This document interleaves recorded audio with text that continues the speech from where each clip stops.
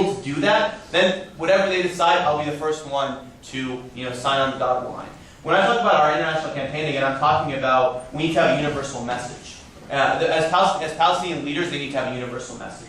They need to articulate the struggle in a way that they can bring and mobilize people around them. And we as advocates need to think the same way, and, not just strategically, but because that's the just thing to do. It would be unjust for, nationalisms, for those who have studied nationalism, nationalism is defined by excluding the other, right? It's very difficult to bring, anti-Zionist Jews into a campaign when you're saying, kick them out, And again, I'm going to say something very controversial, but I think it's, valid, which is, if we're going to have a right of return in the future of Palestine, we need to, if a Jewish citizen wants to live in Hebron legally, and as a part of the laws that exist there, they should be able to live in Hebron, just like a Palestinian who's from Haifa or from Akka should be able to return to their homes. We need to be able to talk that way, to be able to articulate a language and a rhetoric that makes sense and is morally consistent. So that's what I'm talking about our language. It needs to be morally consistent. We can't be saying one thing and not applying it to the, all the way through.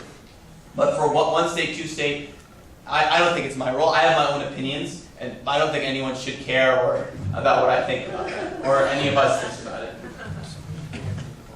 Yeah, that was actually, if I could follow up. Sure. Granted, we're not going to, we're not asking for your opinion, but in a hypothetical or a theoretical sense, how could you build a new consensus if we already have, because the reason it's important to distinguish this is because the two are divergent in terms of how you go about advocating for the two. So if you want a two-state, your emphasis is on the occupation, ending the occupation. If you want a one-state, you're now talking about one man, one vote, and it's a totally different ballgame. So my point is that if we're going to go down that route of one man, one vote, apartheid, one-state solution, how are we going to build a new consensus?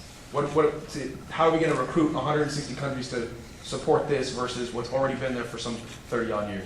Sure. I think, so when we talk about international consensus, these are really good questions, and these are ones that we all need to be thinking about. I don't think there's so much, there's international consensus around the fact that the Palestinian problem needs to be resolved, that there are serious injustices, that Israel's committing human rights violations. These are the things we have a clear international consensus around. Yes, there has been an acceptance of the two-state solution. But the reason why we have acceptance of the two-state solution? It's because of the Palestinian Authority and the Palestinian Liberation Organization.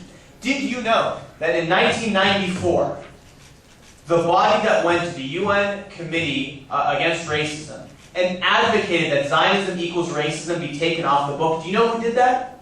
The Palestinian Liberation Organization. Because with Oslo, they said, you know what? If we're going to be, working with Israel, they're not racist. They're all right. They're cool. So it was actually, the fact that people took the lead from the Palestinian leadership. So if the Palestinian leadership begins articulating that framing in a different way, I think you'll see all those same people that have historically been understanding and supportive of Palestinian suffering jump on board. So we need that cue to come from Palestinian leadership, and there has been some of it. So as those of you who follow the BDS movement know, in 2005, 171 Palestinian NGOs came together and called for boycott, divestment, sanctions. And that was something that was reminiscent of the ANC's call for BDS. So we already have that on the record. The problem, again, is we have the structural constraints, where we have basically this struggle that Palestinian leadership faces. If they advocate for anything other than the tried and true two-state solution, which,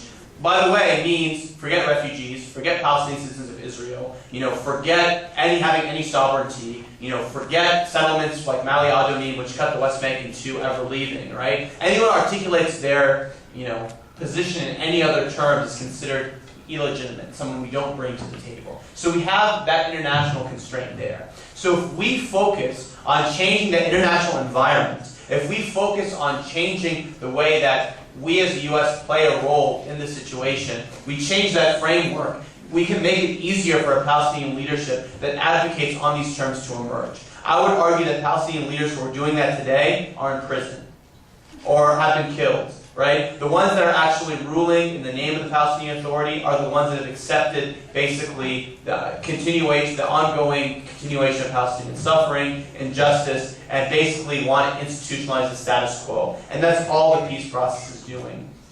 And I'll say this, and I've heard this quote before, I don't know the authors, but peace without justice is like the institutionalization of injustice. And I think that's really, really the case. And so, so again, getting back to the question, how do you change the international framework? I think our advocacy, when we talk about apartheid doesn't have to mean a one-state solution, right? It doesn't have to translate into a solution. We shouldn't be reductionist in the way we think about it. Talking about apartheid is calling a cat a cat. It's calling it what is happening. That's different than advocating a solution. So I think we need to be consistent in our rhetoric. We need to be universal, talking about apartheid, change the power dynamic, and let the leaderships emerge that are going to talk about actually solutions.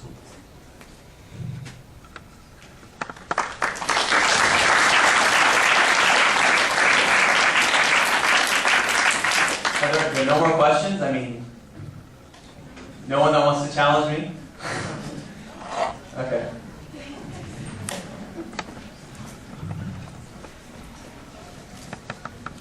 The campus that protests Michael Oren, there might be people who protest. Least tough question. Yeah, I'm also from the MSU, by the way. So, Okay. So this is my question. Hypothetically speaking, if we do go ahead with BDS and it becomes successful from the international community's part, how effective would it be if the Palestinian Authority was not unified in one message? Very good question. I think that, as I said, I think that the Palestinian Authority not being unified in one message is a product of the, I hate to sound like a realist, but I really think that you have to look at power and power relations. But, I think that the Palestinian Authority's stance is a product of the current balance of power, dynamics of power in the region, right? So if you get BDS successful, right, you increase the costs on Israel. In every sense of the word. You have companies pulling out money, saying we're not going to renew our contracts, we're not going to give you weapons, we're not. Once the costs become too much, that creates an environment where someone like de Klerk can emerge and say it's in our interest to actually end the injustice. And we're starting to see that, by the way. Look at it's not just Ehud Olmert. I don't know if you guys followed recently, Ehud Barak, the defense minister, came out and basically said we have to actually solve the conflict. But there's an increasing sense that actually a two-state solution or a Palestinian state serves mostly Israel because it kind of lessens the impact of all these things, right? So your question, I think if we do get BDS working, things change, and when you start building up pressure and momentum, and you start getting what we had in the early 90s in South Africa, something has to change. It no longer becomes sustainable to continue, your current policies, because very literally, you have moral pressure, condemnation, but then also you literally won't have bulldozers to bulldoze homes. You won't have weapons to bomb, apartment complexes. And when you have that happen, dynamics change. When that happens, Israel's not going to be playing its role where it basically bolsters the Palestinian Authority, and you provide room for the leaders to emerge that can articulate a rhetoric that is, I think, consistent morally and everything. I don't think we have a lack of Palestinian good leaders. I think we have many good ones. For those of you who have, I've heard many Palestinian leaders speak, or I've met Palestinians. There are people. This is the way Palestinians are talking about things. Unfortunately, we have a leadership now that doesn't represent those people. But that's a problem of the structure of power, and BDS is a step to shifting that.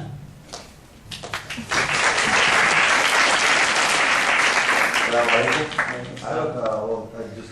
would like to find out your opinion about in these past 4 days, the opposition, the pro-Zionist groups on campus, mostly from outside campus.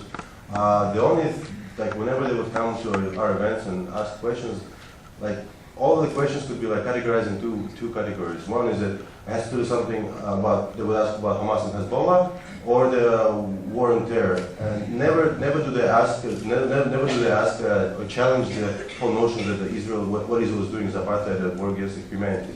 So, in your opinion, could you explain why would they divert the question, divert the issue, and what's it all about? It's a very perceptive observation. I think you've seen this happening. Quite simply, the reason is you can't defend apartheid, right? You quite simply can't. So when you have a BDS campaign, let's say you have a BDS campaign, and you say we do not want our university investing in Caterpillar bulldozer because they custom make bulldozers that destroy Palestinian homes. We don't want to be invested in Lockheed Martin, which sells Hellfire missiles that Israel drops on Palestinian residential neighborhoods. we don't want